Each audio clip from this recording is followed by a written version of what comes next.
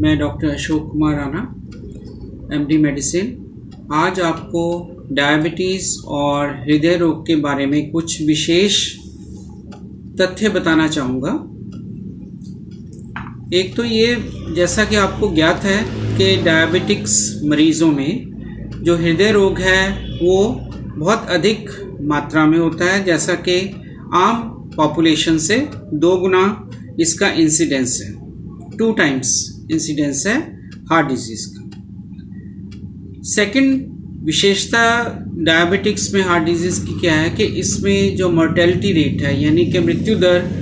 2 से 5 गुना ज़्यादा है as compare to normal population. अगर किसी डायबिटिक्स में कोई हार्ट अटैक वगैरह होता है तो उसमें उसकी मृत्यु होने की जो इंसिडेंस है वो 2 से 5 गुना ज़्यादा है। नंबर 3 विशेषता क्या है हृदय रोग की डायबिटिक्स में कि जो कॉरोनरी आर्टरी डिजीज़ की सेवेरिटी है वो बहुत अधिक होती है। अधिक का मतलब ये है कि जैसे हमारे हार्ट की सप्लाई जो है, खून की नाड़ियों की सप्लाई, 3 खून की नाड़ियाँ सप्लाई करती हैं, उनमें से अक्सर डायबिटिक्स में 2 या तीनों की तीनों खून की नाड़ियाँ इन्वॉल्व होती हैं, जिसकी वजह से जो हार्ट अटैक होता है वो बहुत अधिक सीवियर काइंड का होता है और उससे बच निकलने में कई बार बहुत मुश्किल पेश आ सकती है। उसके अलावा नेक्स्ट विशेषता क्या है कि इसमें डायबिटिक्स में जिनको हार्ट अटैक हो चुका है उनके जो दिल की मांसपेशियां हैं वो ख़राब हो जाती हैं और उससे क्या होता है, दिल जो है उसकी मांसपेशियां लूज हो जाती हैं और दिल का साइज बढ़ने लग जाता है। उसको हम क्या कहते हैं, कार्डियोमायोपैथी कहते हैं। तो कार्डियोमायोपैथी में फिर क्या होता है, अल्टीमेटली हार्ट बड़ा होने से वो हार्ट जो है फेलियर में चला जाता है और वो पूरी oxygen supply, blood supply body को नहीं दे पाता, जिसकी वजह से पेशेंट को बहुत सारी दिक्कतों का सामना कर पड़ सकता है। एक और विशेषता ये देखने में आई है कि जो हृदय रोग होता है डायबिटिक्स में, उसमें धड़कन की डिफ़िकल्टी भी आती है। जैसे कभी ब्रेडिकार्डिया हो गया। ब्रेडिकार्डिया का मतलब होता है कि जब धड़कन कम हो जाना, 60 से कम हो जाना, या फिर धड़कन की और क्या होती है, टैकीकार्डिया हो जाता है, या टैकीरिथमियास कहते हैं, जिसमें कि धड़कन बहुत ज़्यादा बढ़ जाती है और वो जो बढ़ी हुई धड़कन जो है वो हार्ट अटैक को, जो उसकी कॉम्प्लिकेशंस हैं, उसको बढ़ाती। तो ये भी देखने में आता है कि जब हार्ट अटैक किसी डायबिटिक्स में हो जाता है तो उसकी जो कॉम्प्लिकेशन रेट है as compare to normal persons बहुत ज़्यादा है। एक बहुत खतरनाक बात जो डायबिटिक्स में देखने में आती है कि आम पॉपुलेशन में हम देखते हैं कि जब भी किसी को हार्ट अटैक की कंडीशन आती है तो उसके छाती में यहाँ पे दर्द होता है, परंतु जो डायबिटिक्स हैं उनमें यह दर्द अक्सर नहीं होता।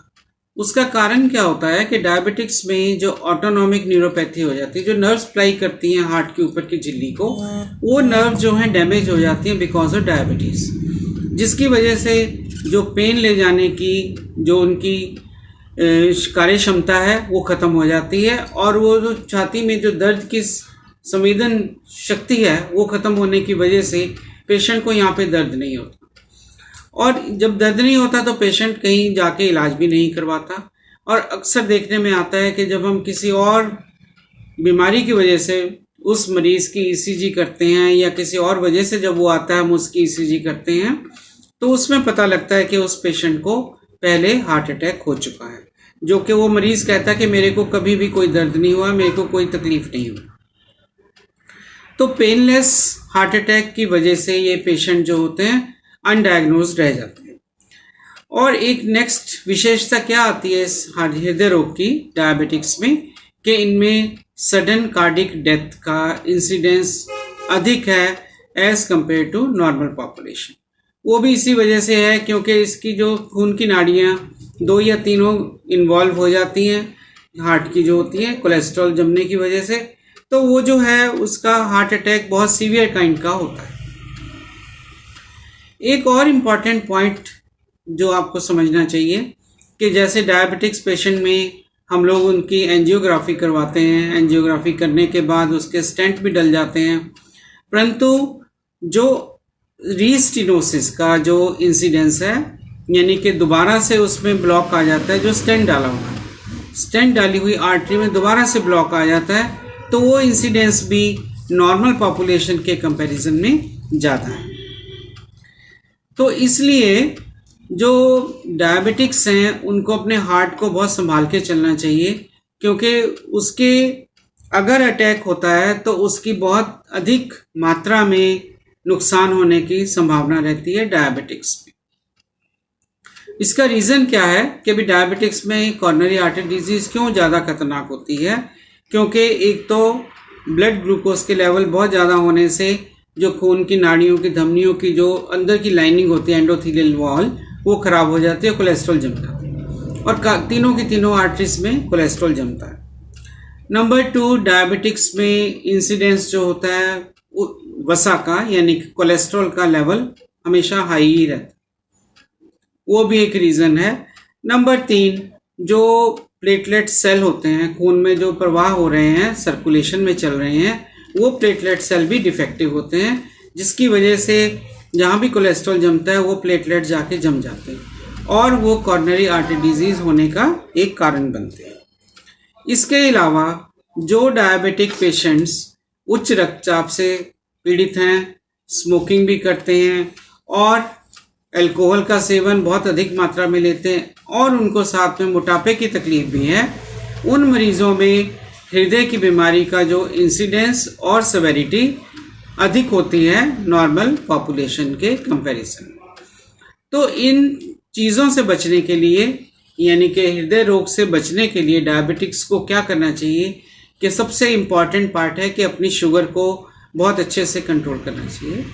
अच्छा सा नियंत्रण रखना चाहिए। नंबर 2, लाइफस्टाइल मॉडिफिकेशन रखनी चाहिए, जैसे कि एक्सरसाइज करनी है,